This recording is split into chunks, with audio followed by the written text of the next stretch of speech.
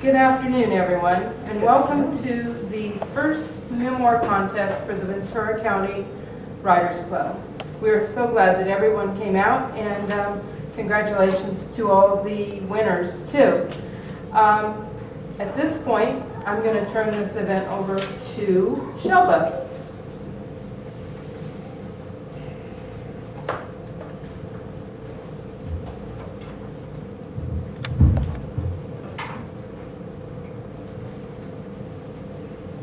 Thank you, Rhonda.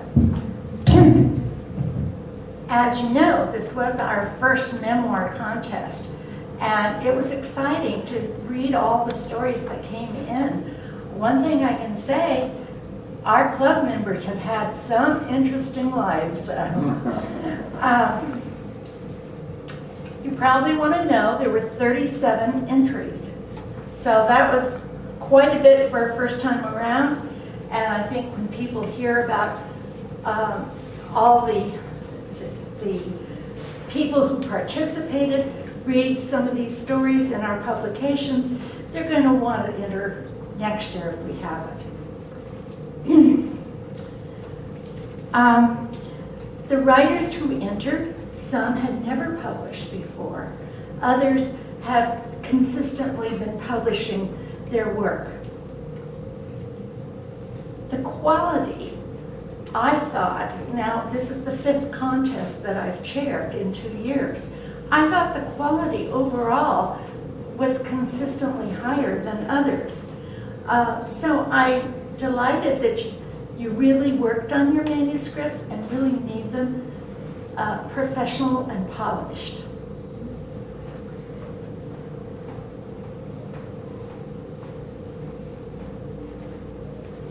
Please be aware how difficult judging this contest is. Some of the place winners differed only by 1 or 2 points. And I set the number of points very high this year so I would have a greater distribution along, so it would be easier to, say this one has a higher score than this one, because in past contests with just 1 to 100, I get 3 people right on the same number. Anyway, we can't start the ceremony without my thanking people. First of all, I have to thank the Ventura County Writers Club for approving this contest. They had some questions. Do we need another contest? We already have 2. Do our members want this? They gave some wonderful suggestions for how to make it stronger and better, and that brought us to this point. I'd like to also thank Bernie, who helped us. He's a former president, who helped us secure this facility, and is very helpful. I'd like to thank Alma for hosting this event, including refreshments and drinks. Now, I don't know if she's here, but I want to thank Barbara Kieschek. I thank her at every contest. I call her the techie queen, and she does all things technical. I am glad to thank her at every contest because I'd never be able to do this without her help and assistance. She also proofreads the materials, the text that I send her for notices, which I think every writer needs a proofreader. She also does something else, is that when members call her up and want assistance getting into Submittable or uploading and using PayPal, she is patient. She emails back and forth, or will talk to them in person on the phone. I think she goes way and beyond, and I am so grateful. I'd like to thank John Shehorn, our treasurer, for writing the checks. Rhonda for bringing the checks from John to this ceremony. I'd like to thank Louisa Angeli and Carol Malone for staffing the table with refreshments. And I'd like to thank our judges. Club member Danielle Brown, who's here today, and Ventura County reporter, arts and entertainment editor Michelle Miller. It's a hard job, but somebody's got to do it, is what I say. Finally, I'd like to thank Sunny Glessner, who at the last minute prepared really nice certificates. I just saw them, she brought them here, and I just saw them, and very nice. Thank you, Sunny. And finally, I'd like to thank Rhonda Noda, who is the president of our club, and provides leadership for such exciting events as today. Now let's get over that part and get to why you're here. We had 5 honorable mentions and 3 place winners. The first honorable mention winner is Joy Dupuy. Her name of her story, she won't be able to join us, she's out of town this weekend. The name of her story is Hide and Seek from the Secret Police.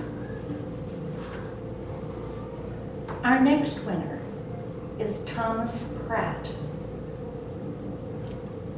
Oh, you are? Okay, good. He's a retired engineer and former resident, of world-famous Swayze, Indiana. Ask him, and he'll tell you all about it, and he has a billboard picture to prove it. Thomas has written and published letters to the editor and a short story. Other than that, he claims he's just an ordinary great-grandpa who likes to write. The title of his entry is Marching for My Brother. Thomas?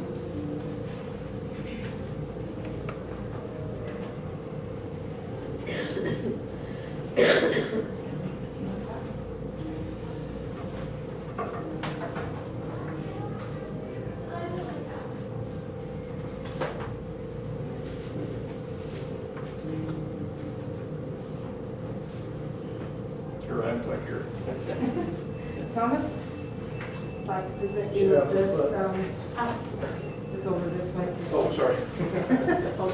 Getting your picture taken too. Hold it up. Hold it up. All set. 1, 2, 3. Thank you. Hey, would you like to put your seat?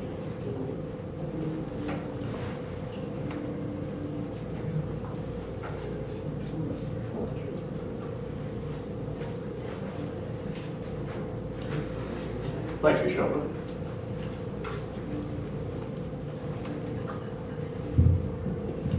How's the sound? Am I okay on this? Okay, good. Good afternoon. Thank you for allowing me to read my story, Marching for My Brother. I want to thank the Ventura County Writers Club and my writing group friends, particularly, who, without their help, this probably would never have been written. Bunch of losers. The loud, angry shout came from the crowd. Standing in front, a red-faced older man wore an outraged, disgusted look. It was Memorial Day, around 1990, although I am no longer sure of the year. I'm not a veteran. I could never have dreamed of marching with those who had served, but that year I did. I arrived in downtown Santa Barbara and walked the parade route past the various military units as they were forming up. I found the Vietnam veterans grouped on a side street, milling around, talking and smoking. Some wore fatigues, some wore jeans, others a combination of military and civilian attire, as was their custom. They had not dressed in their best parade uniforms. As I watched, a veteran beckoned me. After some hesitation, I crossed the street. "Are you a Vietnam vet?" he asked. "No, but my brother was.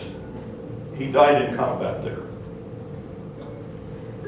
He looked at me for a long moment. "Then you have to march for him." Stunned, I shook my head and said, "Oh, no, I couldn't do that. I wasn't there."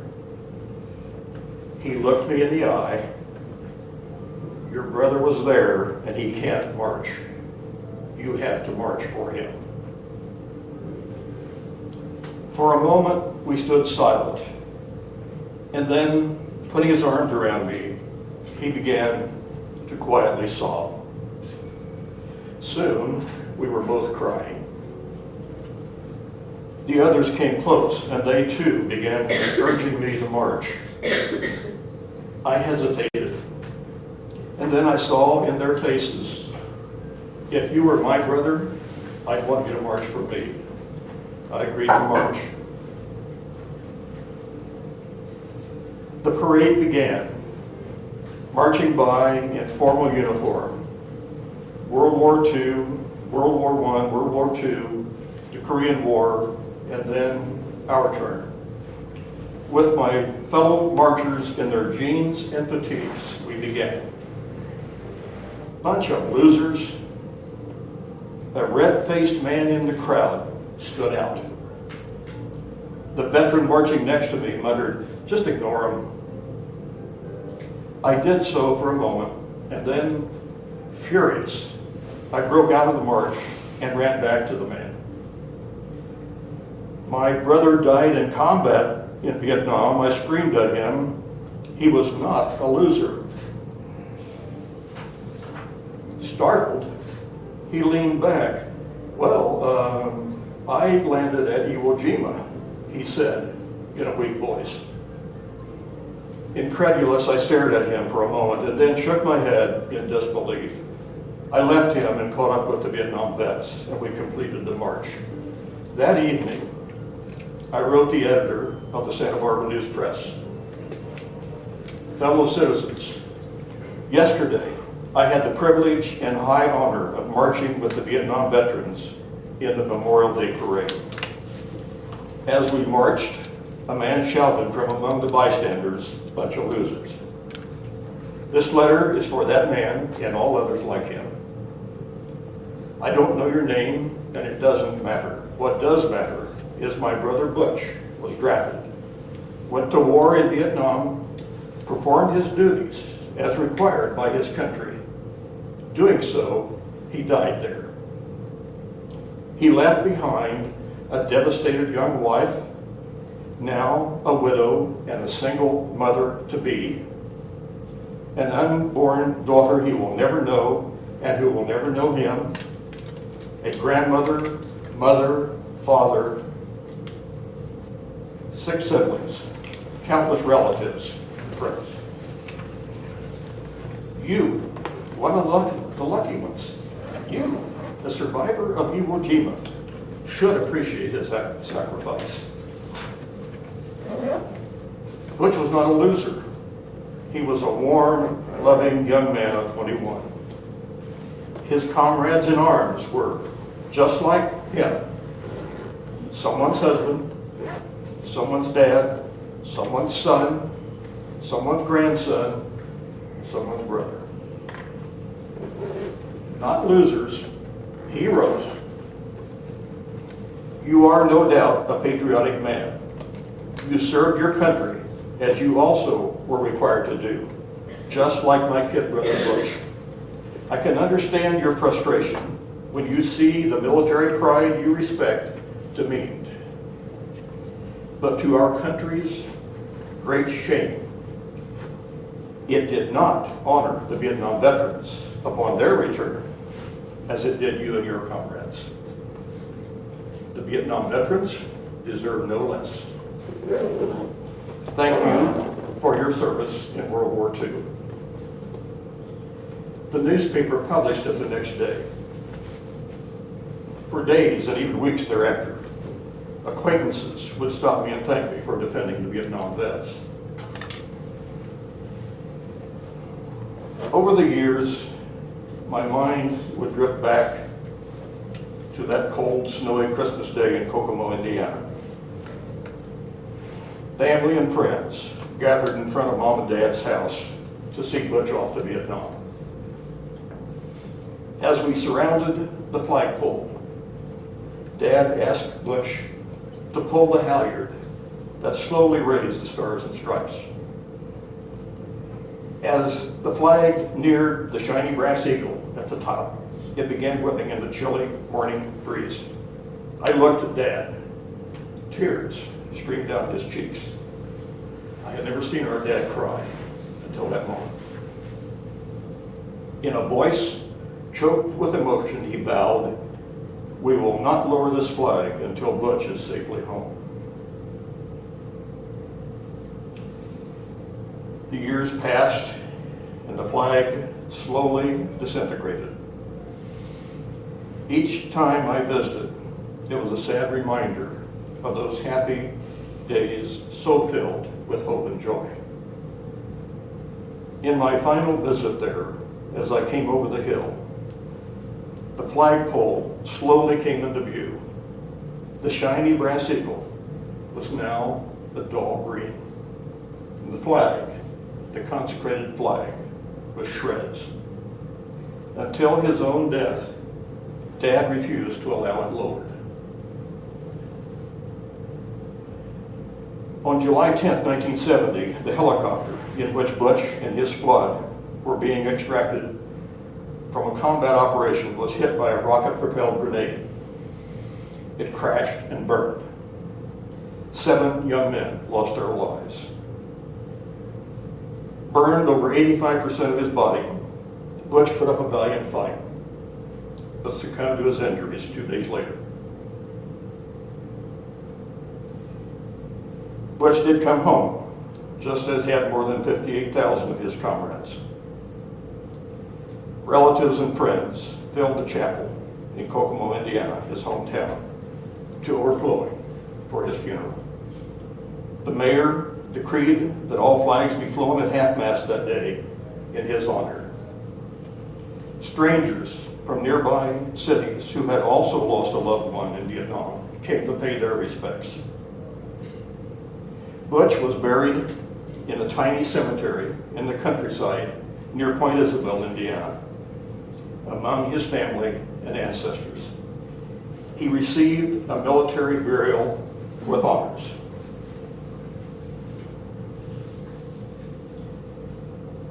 The mournful end-of-day taps echoed across the rolling nearby cornfields.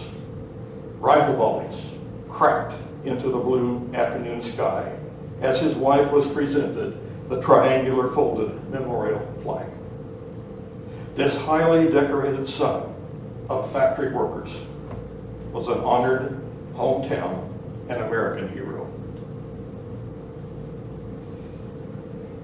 Now, in my 80th year, 45 years have passed. But still, when I think of him, I see that jovial, chubby-cheeked teenager.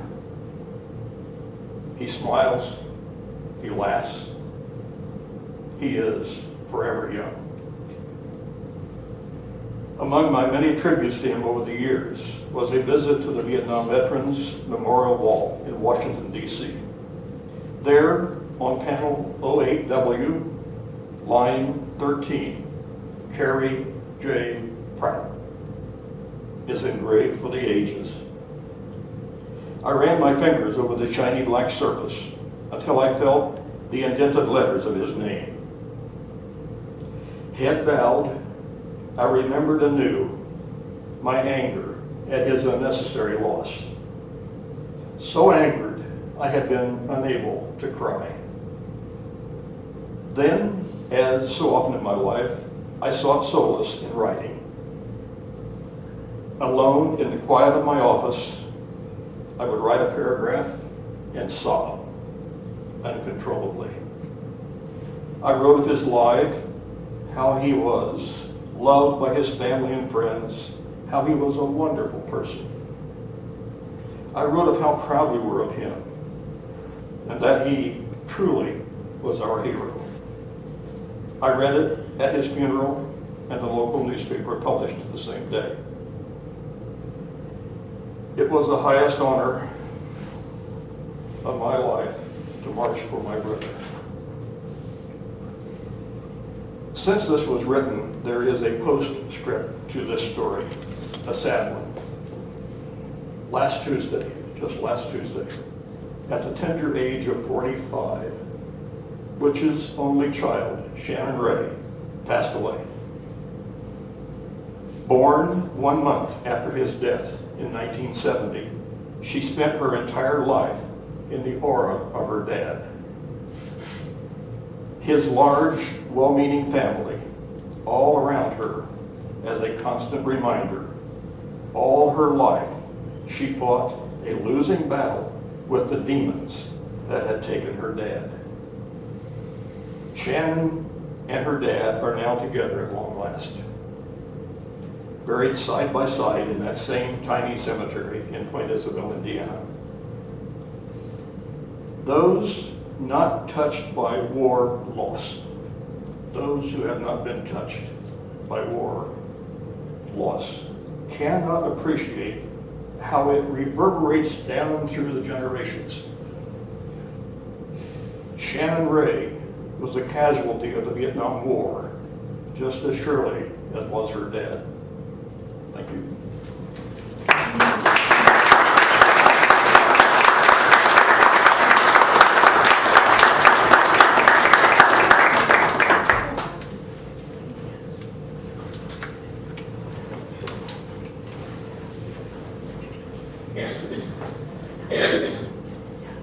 I want to add one thank you that I forgot, and that is to Victor Noda, who very graciously is our photographer for this event.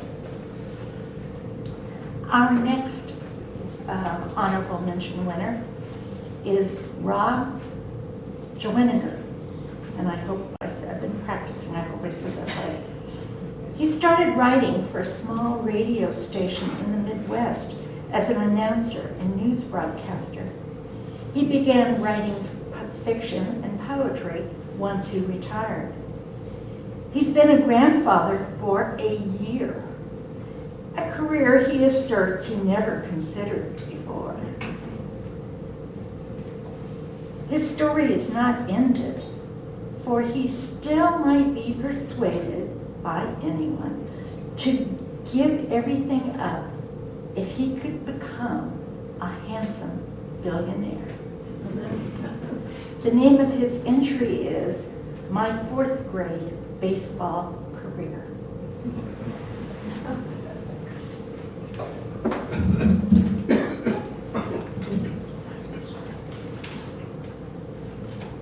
Hi, Rob. How are you? I'm very good, thank you. What kind of machine for? Let's go. Ready? 1, 2, 3. One more time. 1, 2, 3. Okay. Congratulations. Let me show you that. Let's see, this looks like it's too low, but it probably isn't, because everyone back should be able to hear me, right? This story actually happened a long time ago, in a land far away, when I was about 9, 10 years old. I was in 4th grade when an uncle asked me if I liked baseball. Sure, I said. And that was just to end the conversation, because the day would come when I could tell him about my big catch. But at that time, I had nothing to talk about. The fact was that I did not like baseball at all.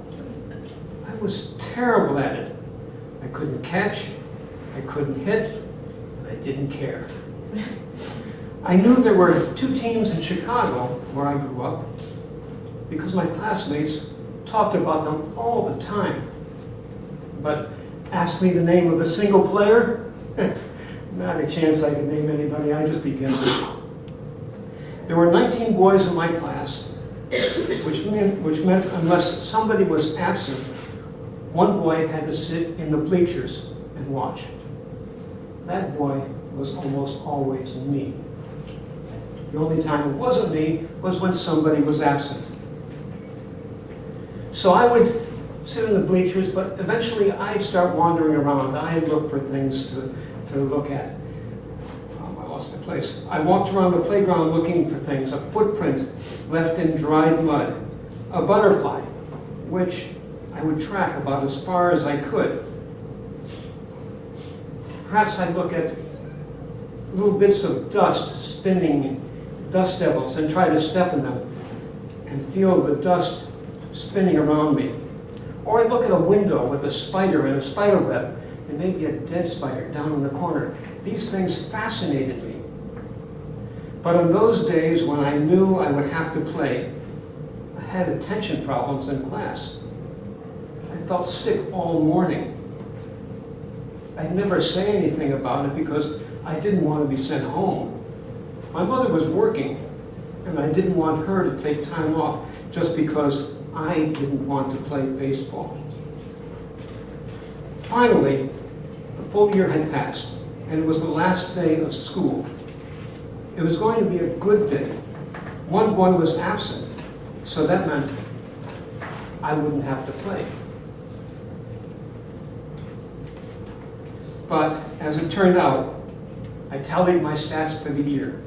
16 games that I played, give or take a game or two.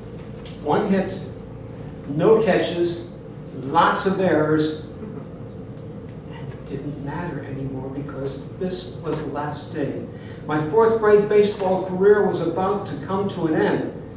With a little luck, one of the guys in my class would move away during the summer, or better yet, another 5th grade boy would move into town, and there would be no 5th grade baseball career for me.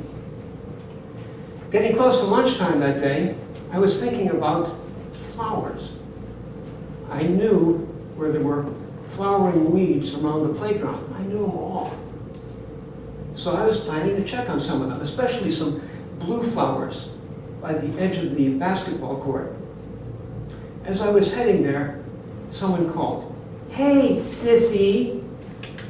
Someone shouted that to me as I headed across the playground. I recognized the voice. It was one of my classmates, one who always called me sissy. I ignored him and continued toward the basketball court. It was my plan to look at some little blue flowers on the cement slab. "Hey, sissy! Jenkins went home sick. You have to play." No, I thought. He's got to be kidding. He's got to be playing some kind of joke on me. When I realized he wasn't kidding, I started doing what I always did in that situation. I prayed. I didn't pray for a hit. No, that was asking too much of God. I simply didn't see a reason to bother God with such a little problem. Having a ball hit toward me in right field, now that was a problem. A very please God help me and don't let them hit the ball to me kind of problem. Most of the guys weren't bothered very much when they struck out, because most likely most of them did strike out, plenty of times. What bothered them was that when I finally tracked down a ball hit my way, even though I threw it as hard as I could toward the infield, it often didn't go anywhere. Usually no more than about 20 feet. So I trudged over to the battlefield, to the ball field. My team batted first. We got 2 runs. I was going to hit in the next inning. But first, I had to get through a half inning in right field. One ball was hit my direction, but lucky for me, the first baseman caught it before it got to me. When it was my turn at the plate, I surprised everybody. The ball hit the bat. and trickled out into right field. I got a hit. 2 hits in 17 games. That was amazing. I eventually scored a run, so my team had a big lead. By the time we got to the 3rd inning, my team still led by 2 runs. In their half of the 3rd, the other team got 2 hits. With runners on 1st and 3rd and 2 outs, their best player, their team captain, came to bat. Out in right field, I wasn't paying much attention. Instead, I was watching the playground monitors. One of them was walking toward the doorway to ring the bell, calling everyone back to school, ending the lunch hour. That was a big time for me. Instead, in that instant, these things happened. Instinctively, I started walking toward the school. My classmates on the team started screaming my name. Someone was yelling, "Catch it, catch it." I spun back toward the commotion. A baseball zipped past my face and slammed into my chest, knocking me to the ground. Took the wind right out of me. The school bell started ringing, but the playground seemed strangely quiet. Something seemed very wrong. I lay on the ground, gasping for air.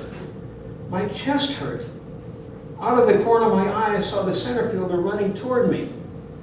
As I sat up, something rolled off my chest and into my lap. I grabbed it before it hit the ground.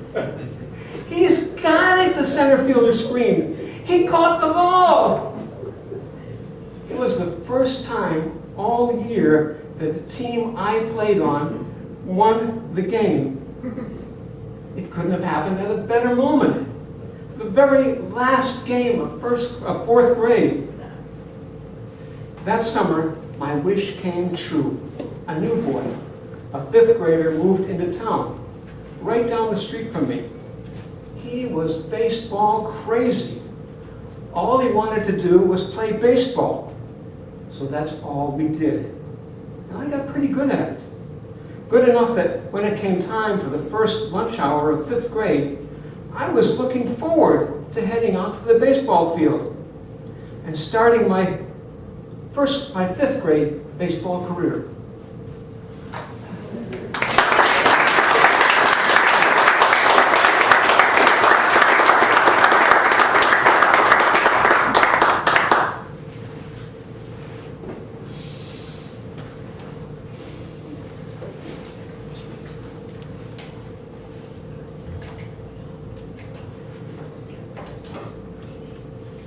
Our next winner is Barbara Fisher, a one-time hat model. She's also been an advertising copywriter. Most amazingly, at least to me, she was a mom to 7 teenagers at the same time when she remarried and had a blended family with her new husband. She's published interviews, personal experiences, and feature articles, but now is currently focused on her memoir of her New England roots. Her story entry is, "The topic was taboo."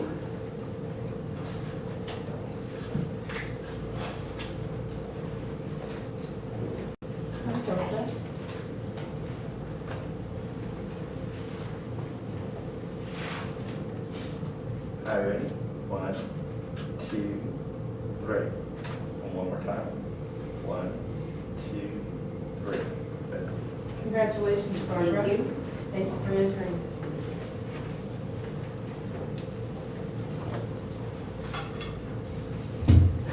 Thank you, Shelba.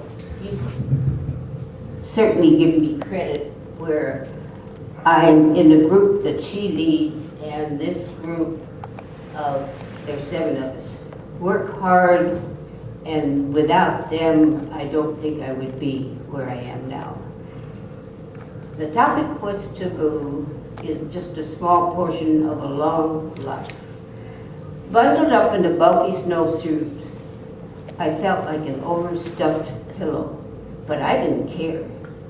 At age 3.5, I finally was deemed old enough to go ice skating with my mother, dad, and sister. I chattered in excitement. My dad hoisted me on his shoulders with my legs forward, and I tightened them against his chest. That afternoon in Connecticut, we walked a short distance in brilliant sunshine down a gravel road. From my perch, I saw the gleam of ice on the neighbor's pond amid tree-shrouded banks. Daddy sat me down on a lichen-covered log. He squatted in front of me, strapped on my double-bladed skates, and tightened the clamps onto my boots. Mother sat next to us, laced up her skates, and streaked off across the ice in long, graceful strokes. My sister Joan, who was, is this all right? I'm a little short for me. My sister Joan, who was 4 years older than me, quickly followed, and I heard the ice creak faintly under their weight. Moments later, Mother swirled to a stop near me, sending a little shower of ice crystals onto the grassy edge. "You ready, Bubsy?" Her cheeks glowed a ruddy pink. My dad finished lacing up his skates, and both parents took my hands. I clumped onto the ice. Mother said, "Don't walk, glide, push like this." She shoved one foot in front of the other and grinned at me. "You can do it. Just hang on to your daddy, and I'll be right back." I gripped my dad's finger and inched onto the pond. Mother skated backwards, watching us. She stopped a short distance away, got on her knees, and cupped her face with her gloves. "Bubsy, look." I let go of my father and staggered over to where she knelt, her nose a few inches from the ice. "Look, what do you see?" I dropped to my knees. At first, the ice looked black. But as soon as I shielded my eyes with my mittens, I saw little fish swimming around. "Oh, how can they swim through the ice?" "They're swimming under the ice. It's only a few inches thick." I watched, fascinated, as they swam through a wonder world of ferns and slender red and green plants. "Do you see the frog?" "Where?" And then I saw something, a silver gray shape partly hidden in the mud. Brown dots speckled his back. "Oh, is he dead?" "No, he's hibernating." "What's hibernating?" I brushed icy flakes off my nose and peered at the frozen fairyland and the poor little frog. "He's sleeping. Remember in our book how bears curl up in caves in the winter? That's hibernating." 3 years later, in the spring of 1936, we moved to Dover, Delaware, where my dad had a new job. That July, on my 6th birthday, Mother told me I'd be starting school. I shrieked with joy, hugged her, and we danced around the room together. Several weeks passed. My dad told my sister Joan and me our mother needed to stay in the hospital for a while. Grandmother Morris came from Connecticut to take care of us. I sensed something was very wrong, but when I asked questions, they said, "She'll be home soon." One night, after I went to bed, I heard grandmother and my dad downstairs talking.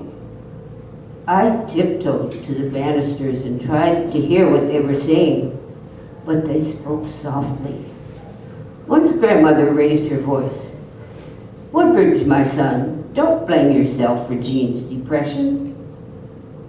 You've done everything you could since the last miscarriage." That was when? Almost 2 years ago.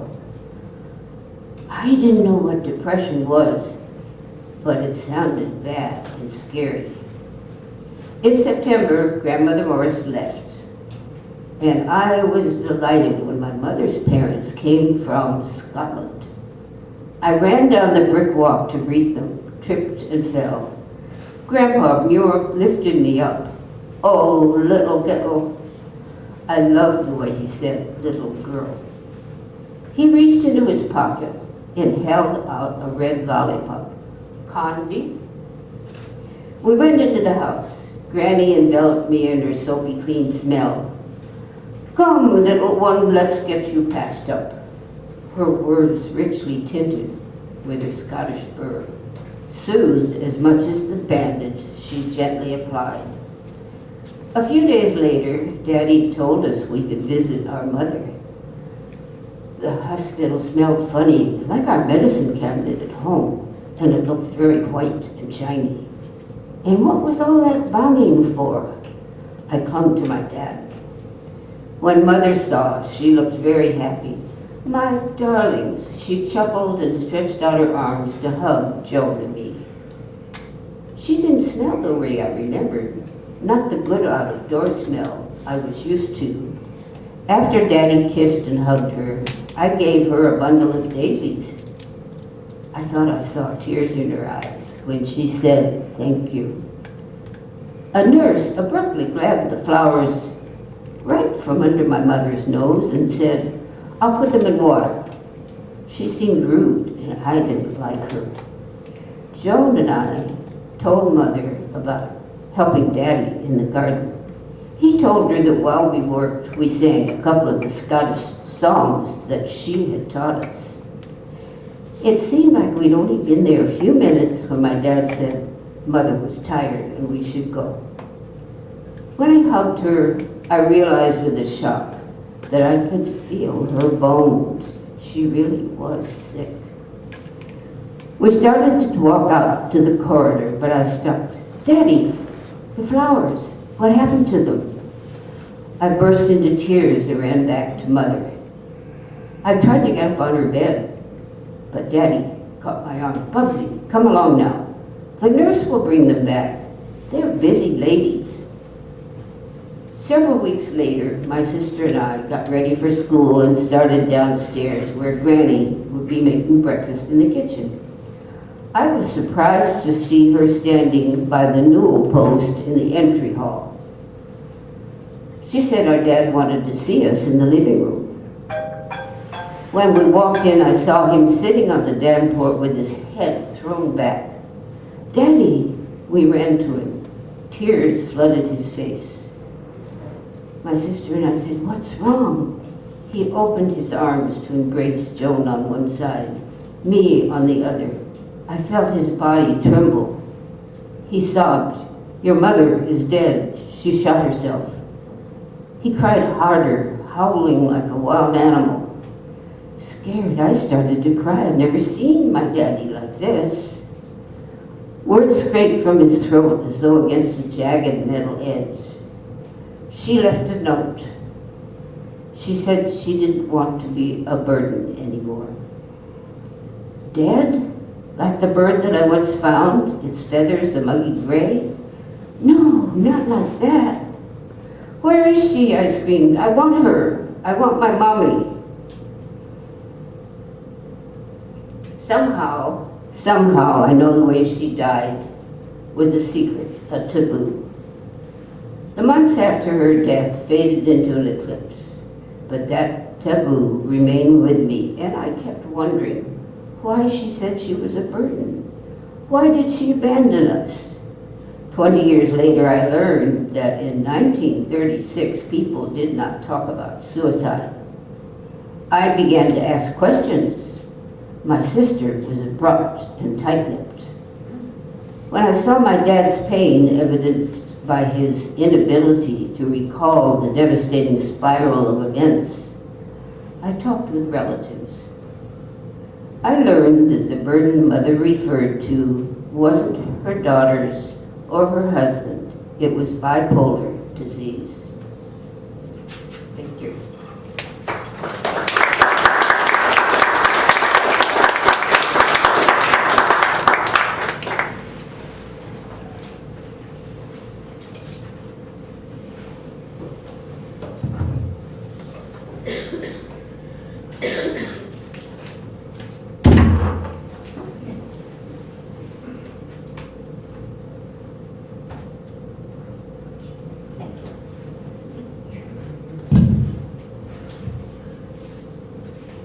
Let me just check before I'm, oh, good, okay.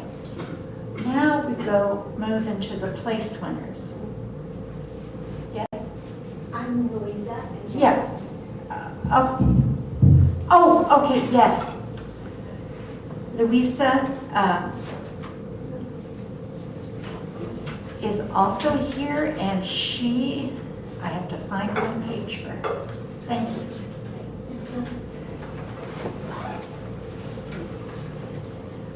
She had to supervise some work people who were doing landscaping, and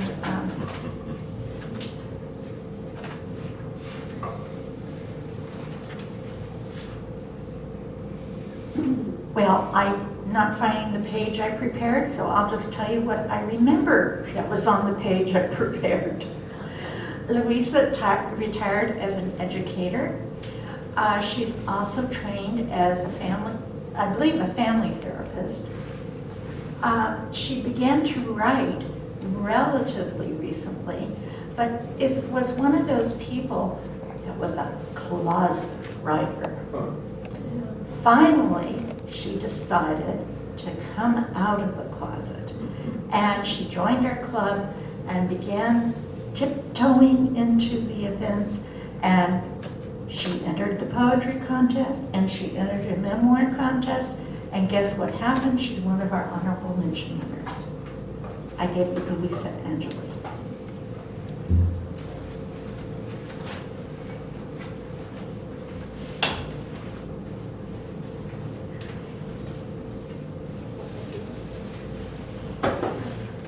Congratulations. Thank you very much. Hi, ready? 1, 2, 3. And one more time. 1, 2, 3. Wait till we have to come back a little bit. You raised the mention a little bit higher. There you go. Perfect. Okay. Ready? 1, 2, 3. Perfect. You want to wait right here, please?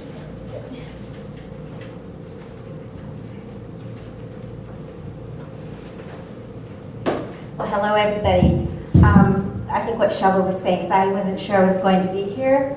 I was supposed to be supervising some landscapers. They ended up not showing up. Forgive me for laughing, but not unusual. Okay. Let's see. I'm going to move this to... Okay.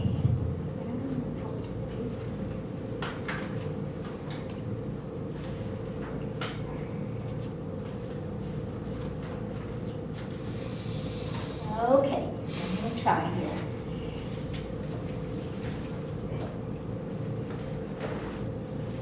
All right. I think I won't say the title because it might give it away, but I was nearly 10 when I met my father. I heard a firm knock on the front door. When I looked up from my puzzle, I could see a man through the glass. He smiled at me when I opened the door, and then he asked to see my mother. In those days, we weren't worried about strangers or axe murderers. Mom was in the bathroom, so I politely told him to wait, and I would get her. Mom taught my brother Manny and me not to tell people she was in the bathroom because it wasn't polite. As I walked to the bathroom, I tried to figure out how I was going to tell her. She did not like to be disturbed when she was on the toilet, which was often because she was always constipated. I knocked gently on the door and said, "There's a man at the front door who wants to talk to you." With irritation in her voice, she asked, "Who is it?" Since I didn't know, she made me go back and ask. So I did, and boy, was I surprised. He told me he was my father. Mom had told us earlier in our lives our father had left us when Manny and I were just babies. So I really didn't remember him at all. I couldn't wait to tell her, "Mom, it's Dad." I heard the toilet flushing. Mom came out in her tattered pink terry cloth bathrobe. Her lips were pinched real tight, and her eyes were like slits, not her happy look. I decided to follow behind her at a safe distance. When she got to the living room, I heard her gasp, As I peered around, I could see their necks start to turn dark pink like the bathrobe. The pink spread to her chin, cheeks, and ears. It turned out that the man wasn't my father, but Father Ignacio, the parish priest. He had been visiting the neighborhood, looking for wayward Catholics like us. Later, Mom told me that the church needed money, so he was trying to drum up business. I had never been to church before, so I wondered what kind of business this was. After the visit, Mom said my brother and I would have to start going to catechism. I wasn't sure who she was, but I was friendly and liked meeting new people. When Manny and I found out that catechism wasn't a person, but a place you go to learn and memorize stuff, we were not happy campers. At catechism, we learned about the 10 Commandments, rules that God had made. I was in trouble already because I had lied, stolen candy from Woolworths, and killed cockroaches. I even covered another man's wife, Grandma, when she fell asleep on the sofa and looked cold. I did not like catechism. I also didn't want to tell Mom that Manny and I had seen pictures of an almost naked man and woman, because she would probably make us stop going. The man and woman got in trouble right away, and it was the woman's fault. There was one good thing about catechism, and that was the punch and cookies we got after it was over. There were some other problems too. It seems that ever since Manny and I started catechism, Mom would get sick every Sunday, so we had to go to church without her. Mom would smile, give us a big hug, some money for church, and tell us to say a prayer for her. She was probably constipated. As my brother and I walked to church, me in my black patent leather shoes and red polka dot dress, and Manny in his brown polished shoes and corduroy trousers, we used to think of ways to get constipated. I decided to ask my friend Cynthia. She was really smart and knew everything. Every time we got back from church, Mom would ask, "How was church?" And I would say, "Fine." I didn't want her to think that all the money she was paying was being wasted. The truth was that we couldn't understand a single word. The priest did not speak English. We just copied what everyone else was doing. We didn't get too bored because there were exercises and music. Sometimes we waved our arms in front of our chest and face. That was called the sign of the cross. Other times we stood up, kneeled, and sat. We never sat in the front row because then we wouldn't have been able to copy anyone. One thing was not fair. In the middle of the meeting, some people got up to go up front for snacks. They got a white cookie and something to drink. All I know is that we weren't allowed to, maybe because we were not old enough. Later in catechism, the nuns, ladies who wore long black dresses and hoods, said we had to make our Holy Communion first. They said that was why we were going to catechism. Well, the day finally arrived when we were supposed to make our confession. That's when you told the priest all of the bad things you had done since you were born. We had to wait in line for our turn. I remember watching my friends go into the box where Father Reardon was, and one by one, kids came out crying.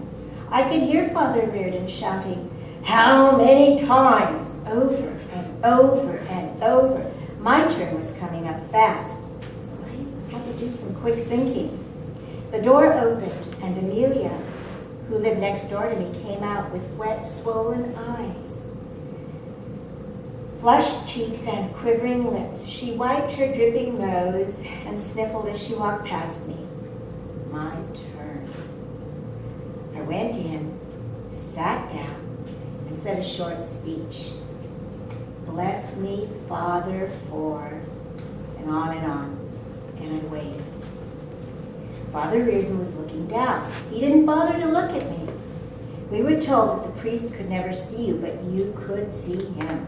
So I decided to make my voice deeper, hoping he wouldn't recognize me. We were told that the priest could never see you, but you could see him. Oh, sorry.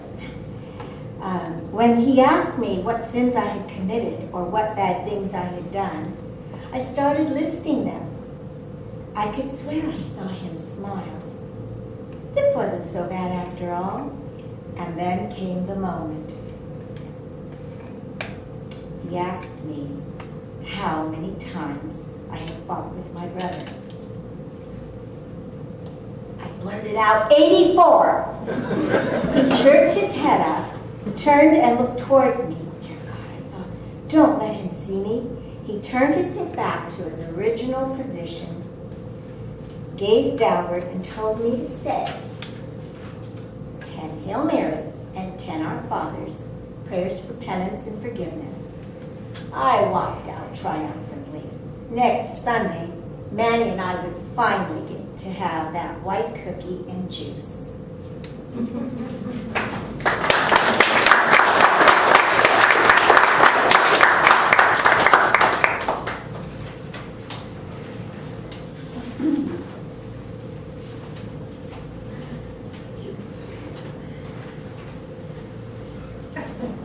Now, worth waiting for, wasn't it? Now, we're going to move into our place winners. Peter Poe is our third place winner. He's a longtime club member. His name has appeared on the list of entrants and winners of many of our club's contests. Poetry, short story, he enters them all. Peter's profession in life was architecture, but once he retired, he began to write. Now that he's 93, he continues to write. Many of these stories are based on memories about, should I be blunt, naked actresses. But I'll let him tell you that story. Did I mention he's 93? The name of his story is Freedom.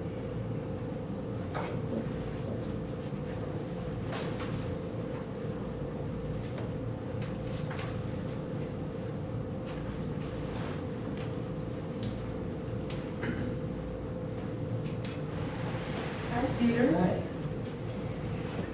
For you. Thank you. We gotta have our picture taken. Come back a little bit this way. Careful, careful. Get ready. Perfect. Raise the sign a little bit. Perfect. Over here. 1, 2, 3. And one more time. 1, 2, 3. Perfect. Congratulations. Thank you. I'm gonna set this right here for you, okay? Okay. Notice he grabbed the check. About this check. I'm going to give it to my wife because she's been a wonderful proofreader.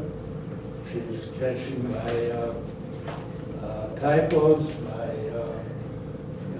grammar, my spelling.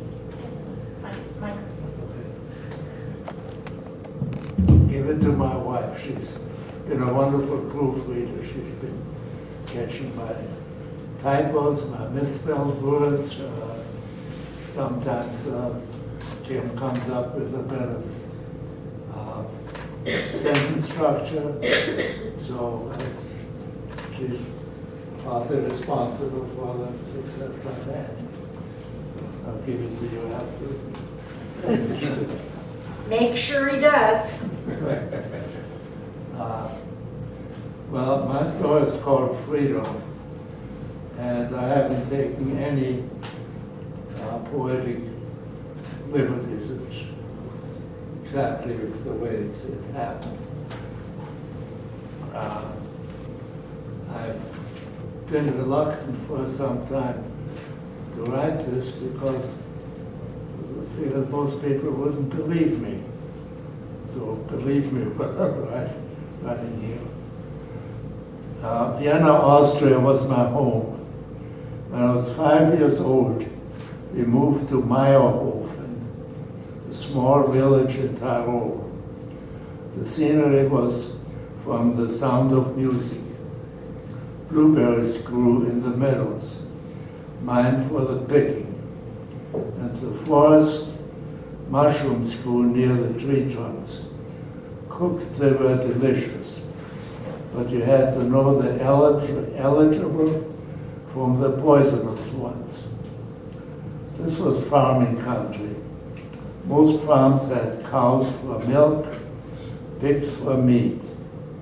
When a pig was butchered, we had bratwurst. In season, venison and game birds were available. Trout were in the streams. My father was an engineer working for a multinational construction firm. They built tunnels, bridges, and hydroelectric power plants.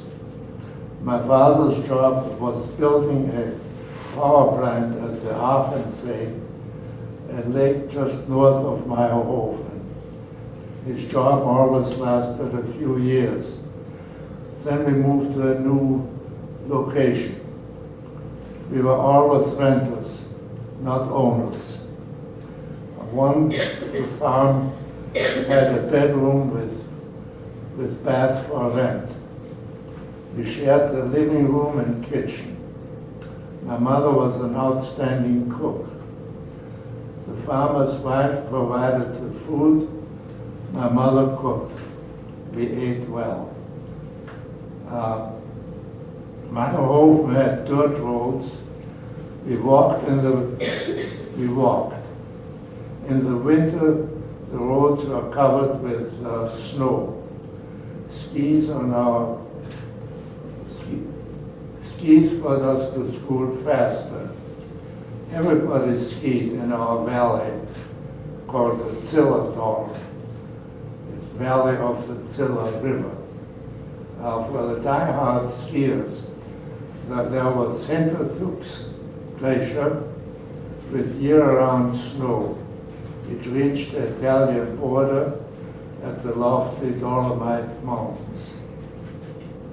At age 11, I skied well enough to join other teenagers in the Christmas celebration. On Christmas Eve, the horse-drawn sleigh took us up the mountain behind the church. We carried burning torches while skiing down in serpentines, down the mountain to church for midnight mass. Baked apples warmed our hands and our souls.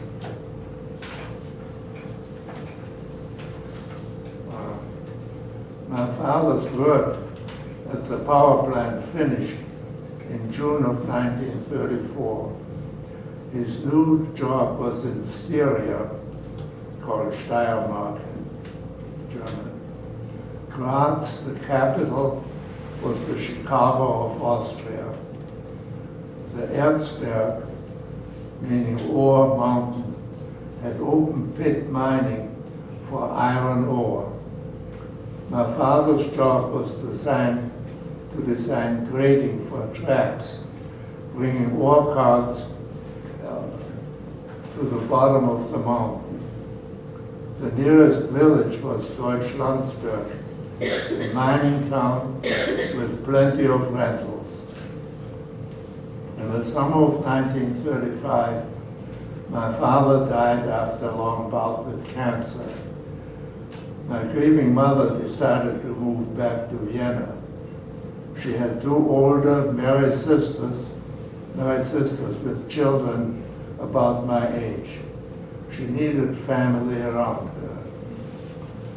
Sunday, March 12, 1938, the bloodless Anschluss of Austria to Germany was complete. Monday, April 25th, Jewish students were ceremoniously kicked out of my school. Students and teachers were at the exit. They called out the Jews' names, long-time hatreds to physical. They called out the Jews' name. Long-time hatred turned to physical violence. They were beaten while laughing teachers cheered. I could hardly believe that my name was called. Neither could my friends on the soccer team. They walked with me past the aggressors. I was baptized at birth. I knew that my relatives were Jews, because I was a Catholic. Nazis didn't give a damn about my religion, only my heritage. By tracking back parents' birth certificates, they found Jewish grandparents. While school was in session, I stayed in our apartment, couldn't take the risk of being arrested as a truant. But after school, weekends or vacation, I was on my bike as usual. My mother was a nurse at the local hospital. They stamped a big swastika on her diploma, a sign of acceptance. They never checked her lineage. Neighbors in our apartment house knew us as a young widow and her kid. We were safe for now.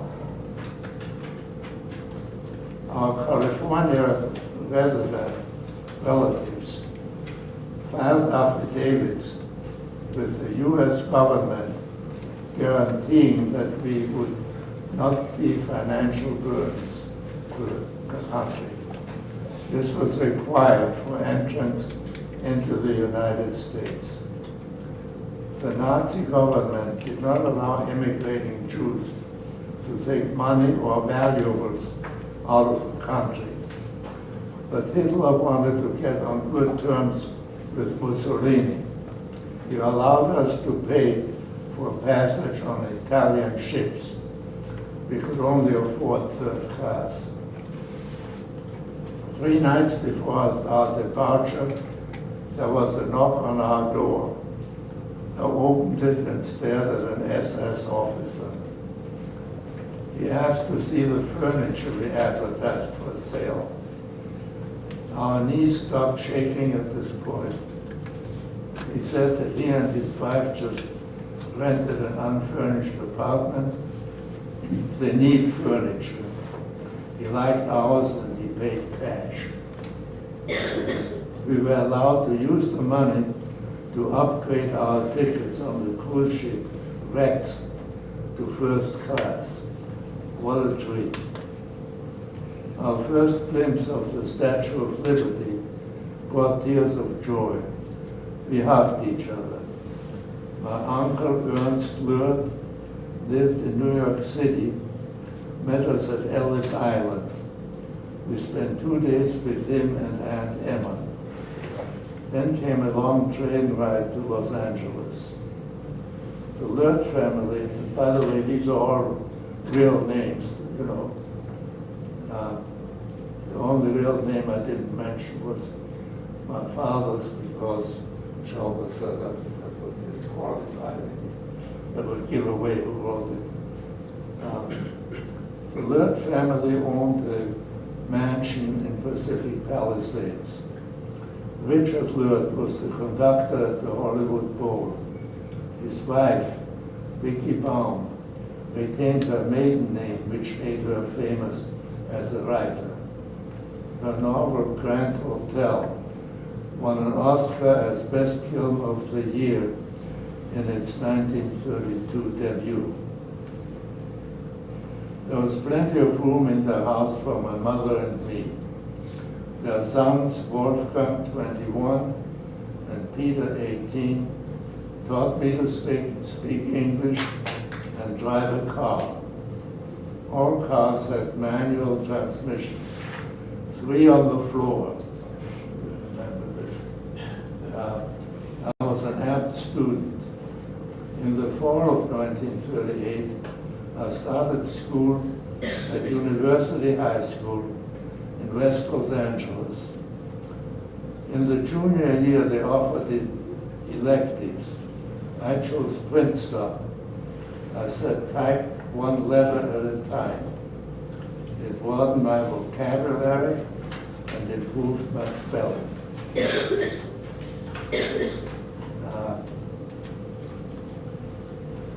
At the start of the second semester of my junior year, my classmates bestowed on me the honor of leading the Pledge of Allegiance at every assembly.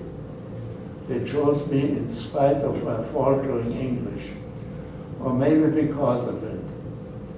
I was an immigrant, so appreciating the freedom I found that my love for America shined through my poor English, brought tears to many eyes. One night at a party, a man played the piano. He played Mozart operas, scores from memory, like a concert pianist.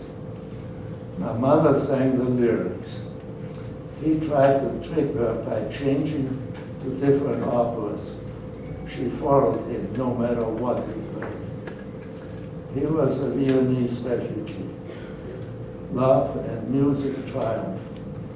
They married and moved to a small rental in Los Angeles.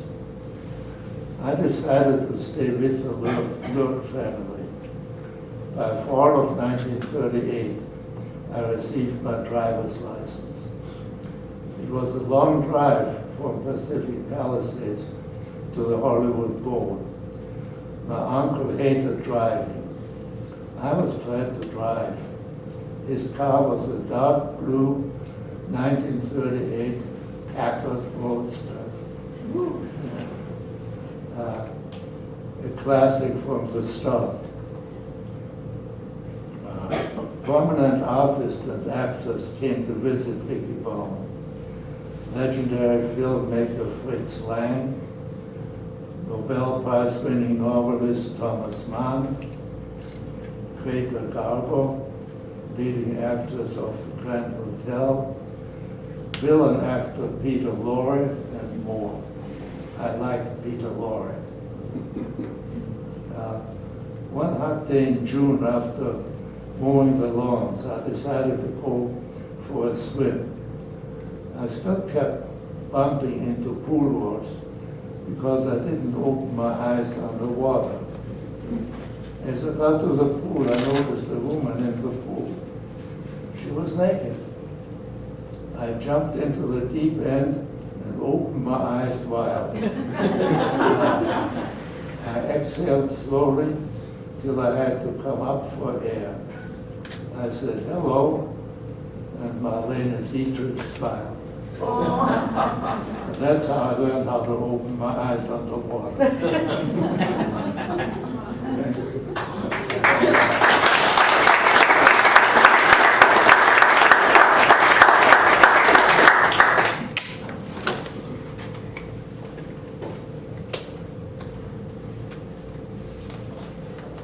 I told you. Our next winner is, could everybody please turn off their phones? Our second place winner is Sunny Glessner. Sunny likes reading in bed, parties, and tasty food. Sounds like an ad, doesn't it? But most of all, travel. She has checked off over 7 continents and 100 countries from her bucket list. When she grows up, she claims she would like to become a writer. She has a head start on that because she has numerous published articles and writing contest wins. The title of her entry is Peak Attitude.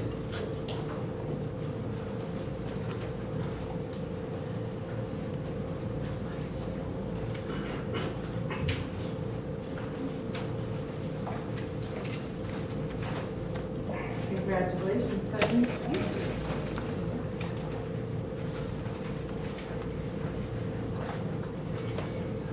I'm sorry, for 1 second, I have a little bit of technical difficulty.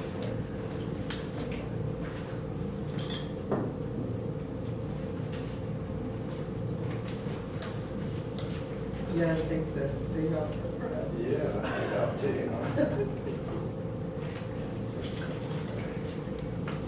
Okay. 1, 2, 3. One more time. 1, 2, 3. Thank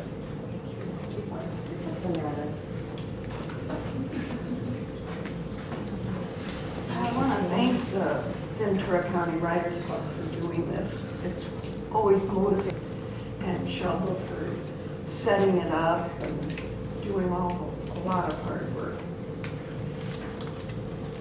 Peak attitude.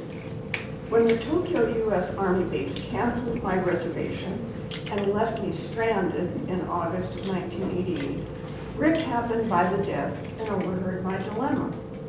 I'd met Rick, a teaching colleague, the year before when I flew in from the States to Tokyo, but barely knew him. I just finished teaching troops in Korea and now was excited about working in Japan, an even more mysterious country. He told me he'd be lodging at Camp Zama Friday night and climbing Mount Fuji Saturday. Want to share my room, he asked.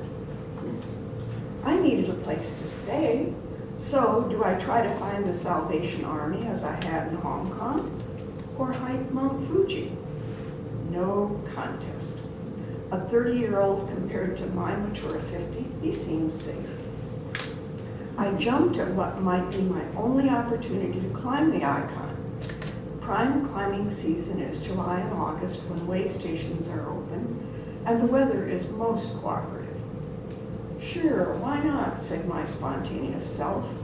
I also had an adventurous self. Why else would I live in Asia alone?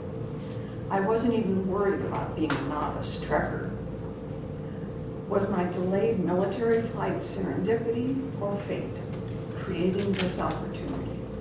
Either way, it was further evidence that my decision to jump into Asia was the best one of my life. The night went by quickly as I anticipated the adventure.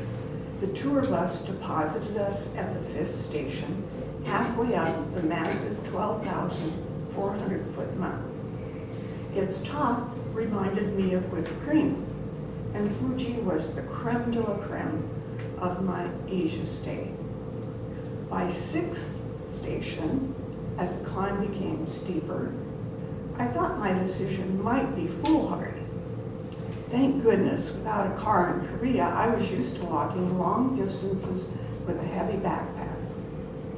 Because I hurt my toe in Bangkok the week before, I hadn't worn shoes for several days. I started climbing in thongs, but the sharp, unstable volcanic rock soon changed my mind. I donned my trusty tennies and ignored the pain to focus on the summit. The icy rain and cold winds made Rick and me miserable despite rain ponchos and layers of clothes. Only 1% of Japanese actually climb this structure. For some Japanese, it's a spiritual experience, and we saw generations of families on the slope. As we passed climbers, we exchanged konnichiwa with a slight bob of the head. Otherwise, I limited conversation to conserve breath. Even though Rick was younger, he assured me he had to stop and catch his breath as often as I did. A real gentleman. I trudged uphill, greedily drinking water, barely able to go 6 steps before resting. But I never considered quitting. This trek required the same endurance that life sometimes does. One foot in front of the other, slow and steady. It boosted my ego to see the military guys who I expected to be in better shape puff and drag. Some cocky Marines, however, jogged up and down the whole mountain in one day. Some people make the complete climb at night, but I needed to see where I was going. During breaks in the Undai sea of clouds, the view was breathtaking, as though seen through the openings of a white lace tablecloth covering the valley.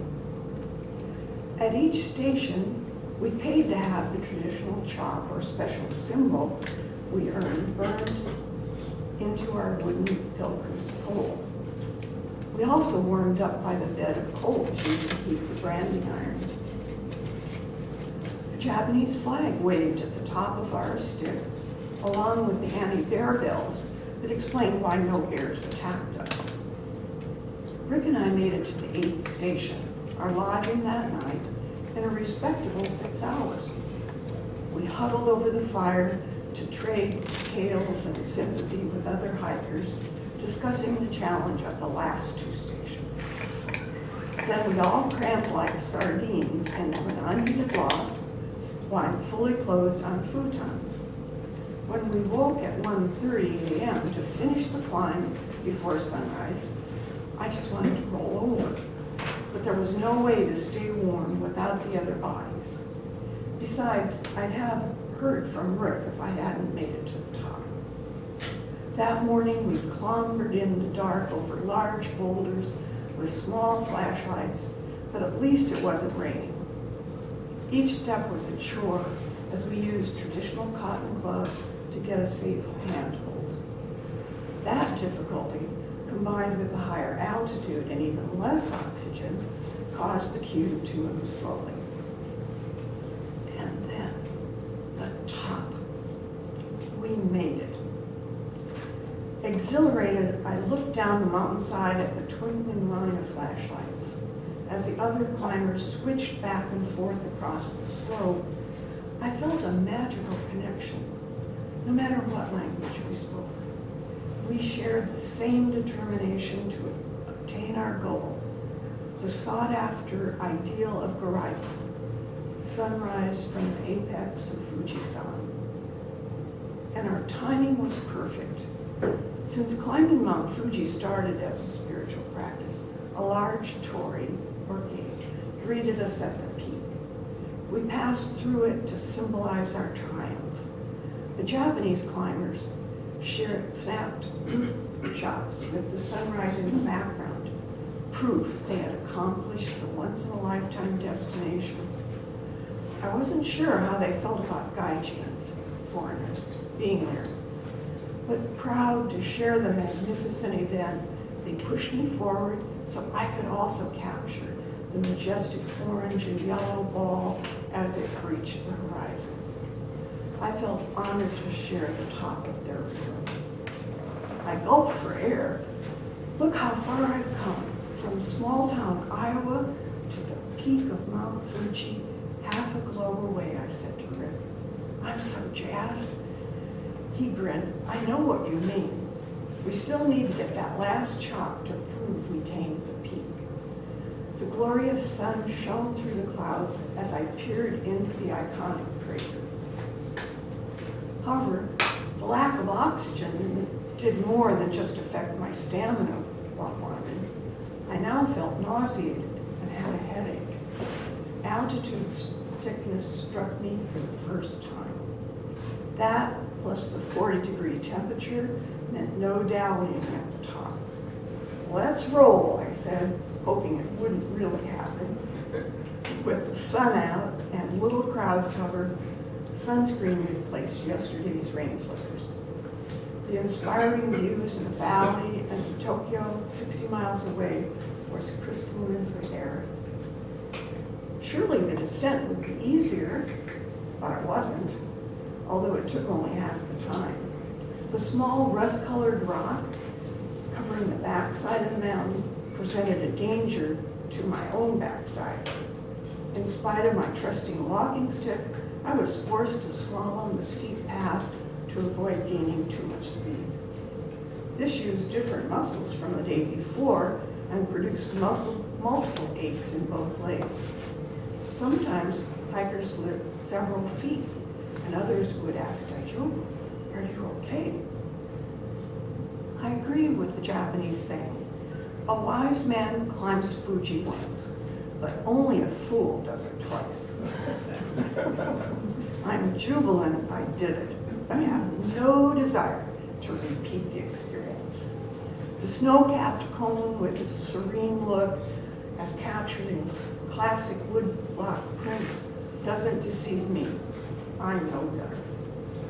Years later, I reflected on the question friends had asked, why move to Asia? I answered, why not? Now, I knew I explored other cultures to understand myself. My beloved stick and woodblock prints are visible evidence of a peak experience, reminding me of other figurative mountains I've conquered and how my horizons have broadened, literally.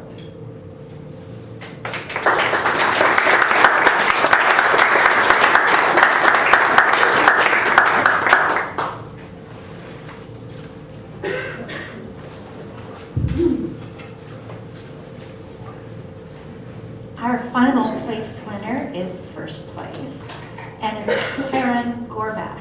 Karen, you're here, aren't you? I'm here. Okay, I can't see the point, that's why I asked. After 35 years in education, Karen retired to do her inner dream job, writing. She's published a novel, Freshman Mom, and won several contests, including a couple in our club.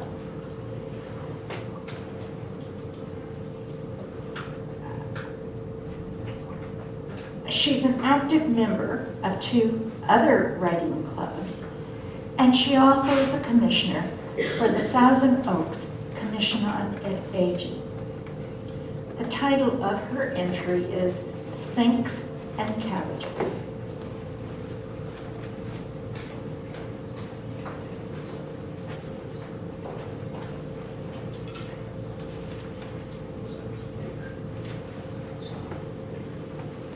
Karen, congratulations.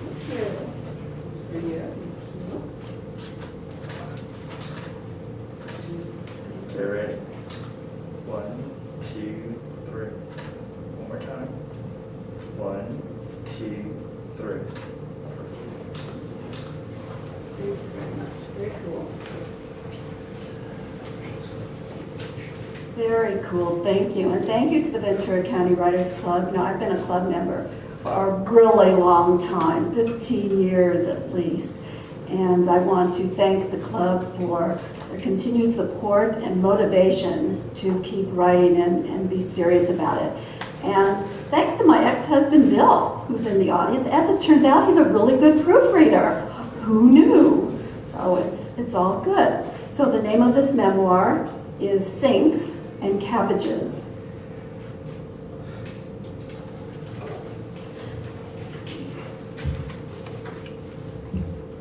The semester began the day after Labor Day, and it was hot. The type of hot that compels precocious 4th graders and news reporters to fry eggs on the sidewalk. A noisy box fan in the corner of the classroom did little to relieve the suffering of my 36 high school students, fanning themselves with notebook accordions. Air conditioning in public schools was a luxury in 1975 when I began my first teaching assignment in California's San Joaquin Valley. So the old brick building I taught in did without. I could not have imagined on that first day that the scorching heat would be the least of my challenges that first year. Marissa was in my 5th period class following lunch, when the kids were high on Snickers and sugary sodas. She dressed in dark chinos and white t-shirts nearly every day, moved with a defiant swagger, and wore a